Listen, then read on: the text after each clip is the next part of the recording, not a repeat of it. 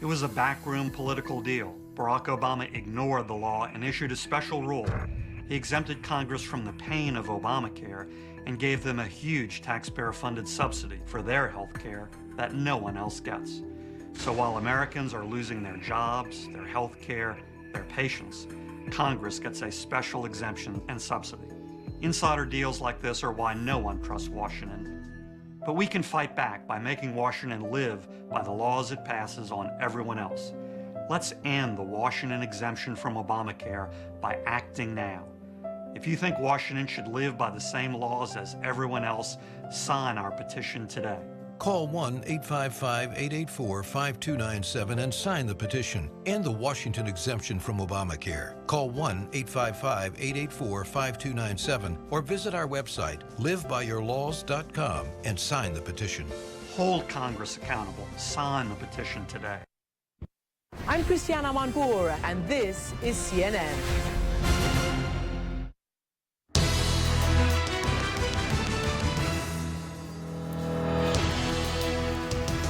Welcome back. In the Crossfire tonight, Senators Bernie Sanders and David Vitter. Back in 1994, Congress agreed to apply to itself all the laws it imposes on everybody else. Senator Vitter is proposing exactly that when it comes to Obamacare. His idea is to have members of Congress and their staff, as well as presidential appointees and the White House staff, buy health insurance from the Obamacare exchanges without extra subsidies. After all, what's good enough for ordinary voters ought to be good enough for the people who represent them in Washington. Now, Senator Sanders, I mean, given your really in many ways populist background, isn't it fair to say that the self-employed professionals, the small businesses and others who are going to be forced into these exchanges without any kind of underlying subsidy, they get an income-based subsidy, but they don't get some underlying subsidy, that having the Congress and other decision makers in Washington treated the same would be a form of equity? Well, I think what's a form of equity is to treat federal employees the way every other major corporation in America treats its employees. So if you're at Microsoft, if you're an IBM and you work for those companies, they pay a significant part of your healthcare costs. It's called an employer contribution to healthcare. Federal government has always done that, and I think it should.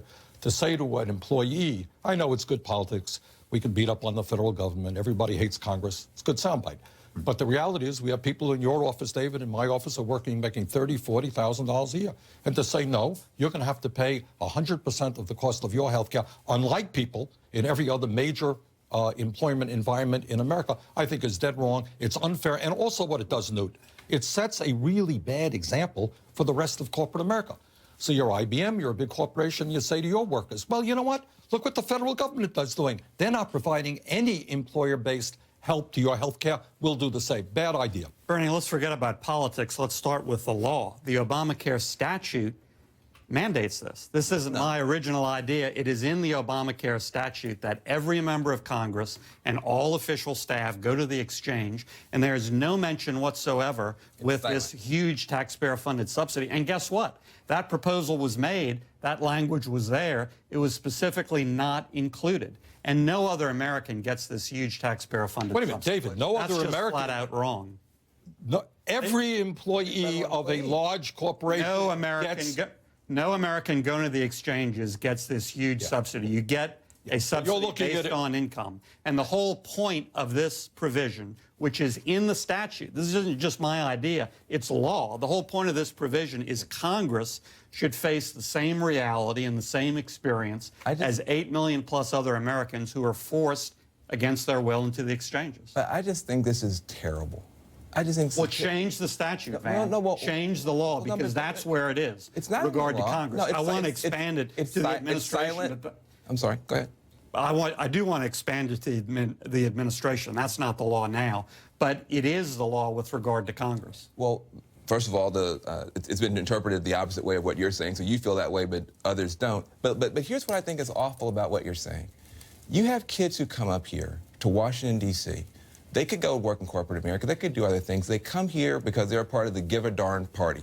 Some of them are Democrats, some are Republicans. They give a darn about their country. And they come here, they work really hard for you and for this senator, and for you to say to them that I think for political purposes, you're going to take away their employer subsidy that every other employer is giving their employees. I just think that's awful. Well, again, Van, we had this debate, and that's in the statute. But what about those kids? What about the kids who come up here and I think work folks hard? who make Are you the gonna law, punish them to make your members political and point? staff, should have to eat their own cooking. I think that's important because of fairness, But this, and I think it's important for a very practical reason. let me tell you where you're right. But you know, David, Because the sooner laws apply to Congress and staff, you are saying that's the same the law. way as other Americans. You are saying the David, sooner the law we'll your get own some way. things You right. are saying that's the law. Many of your Republican colleagues nobody else are is. not saying that that's the law. Bernie, Most read the statute. Read David, the what I'm statute. telling you is most people in the Congress, including many Republicans, don't agree with you.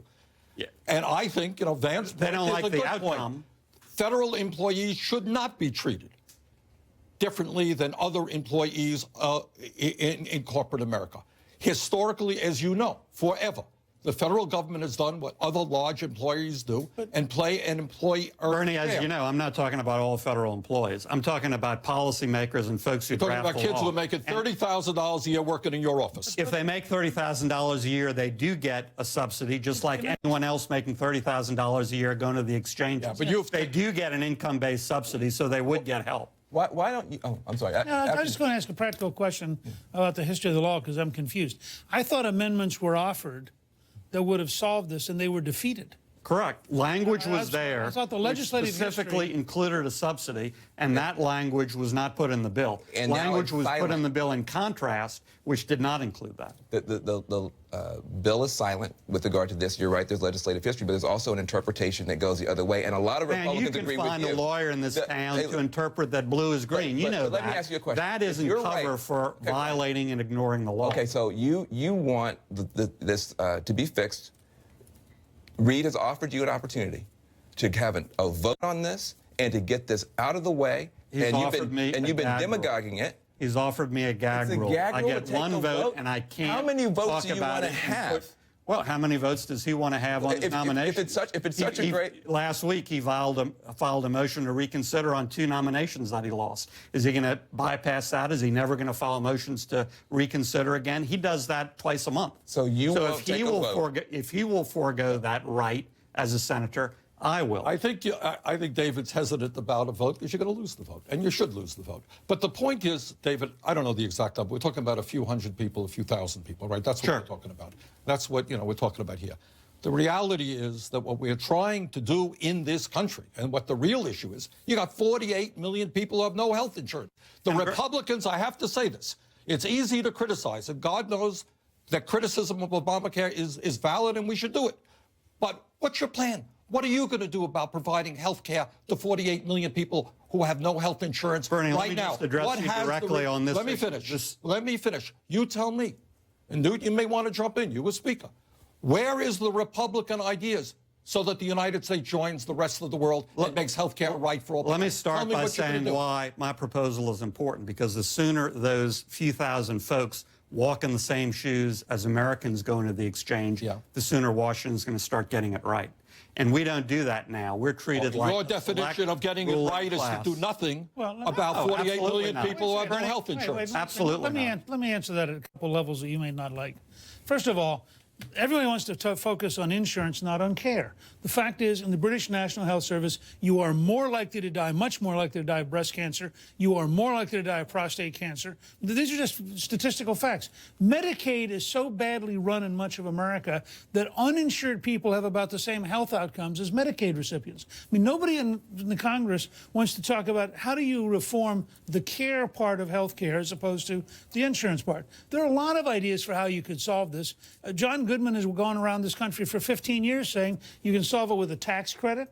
And there are a lot of ways to do it that return power to the individual. You don't have to have a Washington-centered system. So I think there's a certain amount of Let me just say this. false argument. It is, I don't know the statistics about the UK on those issues. But the fact of the matter is that compared to many other countries, in terms of our health care outcomes, in terms of life expectancy, in terms of infant mortality, we are doing worse. You talk about the UK, you know what? We are spending about 2.5 times per person of what they are spending. All right, well, listen, stay here. We're not done. We're going to have a ceasefire and see if there's anything in here that we can actually agree with each other on.